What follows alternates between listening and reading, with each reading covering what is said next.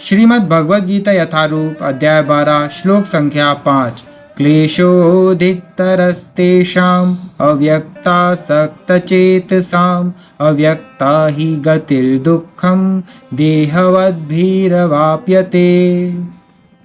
जिन लोगों के मन परमेश्वर के अव्यक्त निराकार स्वरूप के प्रति आसक्त हैं, उनके लिए प्रगति कर पाना अत्यंत कष्टप्रद है। देहधारियों के लिए उस क्षेत्र में प्रगति कर पाना सदैव दुष्कर होता है। तात्पर्य: अध्यात्मवादियों का समूह जो परमेश्वर के अचिंत्य अव्यक्त निराकार स्वरूप के पथ का अनुसरण करता है, ज्ञान योगी कहलाता है।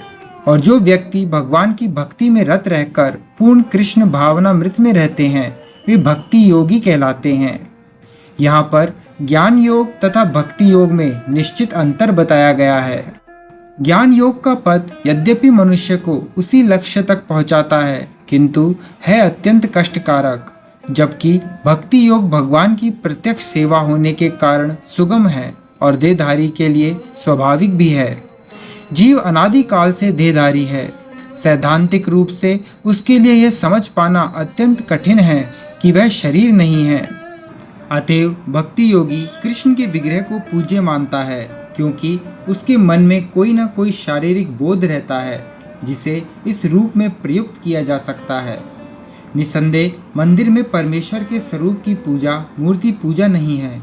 वैदिक साहित्य में साक्ष्य मिलता है कि पूजा सगुण तथा निर्गुण हो सकती है।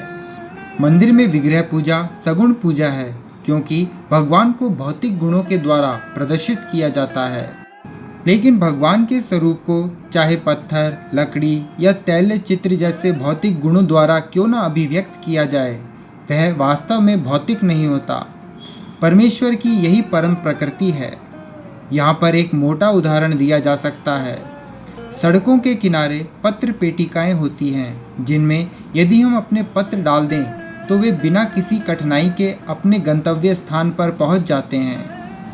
लेकिन यदि कोई ऐसी पुरानी पेटिका या उसकी अनुकृति कहीं दिखे जो डाकघर द्वारा स्वीकृत ना हो, तो उससे वही कार्य नहीं हो सकेगा।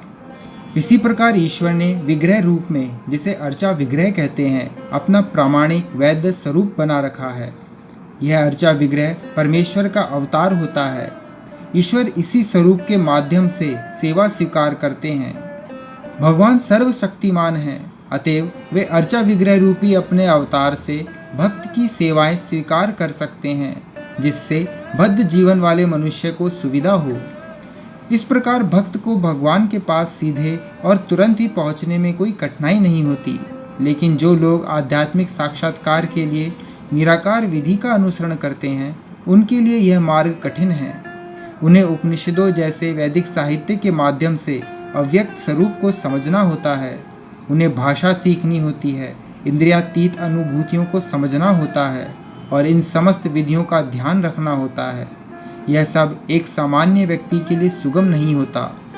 कृष्ण भावनामृत में भक्तिरत मनुष्य मात्र गुरु के पथ प्रदर्शन द्वारा, मात्र अर्चा विग्रह के नियमित नमस्कार द्वारा, मात्र भगवान की महिमा के श्रवण द्वारा तथा मात्र भगवान पर चढ़ाए गए उच्छिष्ट भोजन को खाने से भगवान को सरलता से समझ लेता है।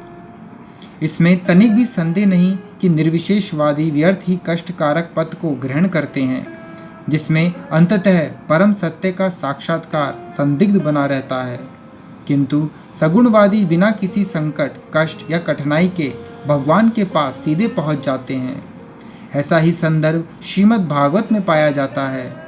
वहाँ यह कहा गया है कि यदि अंततः भगवान की शरण में जाना ही है, इस शरण जाने की क्रिया को भक्ति कहते हैं, तो यदि कोई ब्रह्म क्या है और क्या नहीं है, इसी को समझने का कष्ट आजीवन उठाता रहता है, तो इसका परिणाम अत्यंत कष्टकारक होता है। अतएव यहाँ पर यह उपदेश दिया गया है कि आत्म साक्षात्कार के इस कष्टप्रद मार्ग को ग्रहण नहीं करना चाहिए, क्योंकि अंतिम फल अनिश्चित रहता है। जीव शाश्वत रूप से व्यष्टि आत्मा है, और यदि वह आध्यात्मिक पूर्ण में तदाकार होना चाहता है, तो वह अपनी मूल प्रकृति के शाश्वत सत तथा ज्ञेय चित पक्षों का साक्षात्कार तो कर सकता है, लेकिन आनंदमय अंश की प्राप्ति नहीं हो पाती। ऐसा आध्यात्मवादी जो ज्ञान योग में अत्यंत विद्वान होता है, किसी भक्त के अनुग्रह से भक्ति योग को प्राप्त होता है, उस समय निराकारवाद का दीर्घ अभ्यास कष्ट का कारण बन जाता है, क्योंकि वह उस विचार को त्याग नहीं पाता। अतएव देहधारी जीव अभ्यास के समय या साक्षात्कार के समय अव्यक्त की प्राप्ति में सदैव कठिनाई में पड़ जाता है। प्रत्येक जीव अंशतः स्वतंत्र है और उसे यह अच्छी तरह समझ लेना चाहिए कि यह अव्यक्त अनुभूति उसके आध्यात्मिक आनंदमय आत्म की प्रकृति के विरुद्ध है। मनुष्य को चाहिए कि इस विधि को ना अपनाए। प्रत्येक जीव के लिए कृष्ण चेतना की विधि श्रेष्ठ मार्ग है, जिसमें भक्ति में पूरी तरह व्यस्त रहना होता है। यदि कोई भक्ति की उपेक्षा करना चाहता है तो नास्तिक होने का संकट रहता है। अतएव अव्यक्त विषयक एकाग्रता की विधि को, जो इंद्रियों की पहुँच के परे है, जैसा कि इस श्लोक में पहले कहा जा चुका है, इस युग में प्रोत्साहन नहीं मिलना चाहिए। भगवान कृष्ण ने इसका उपदेश नहीं दिया। हरे कृष्ण।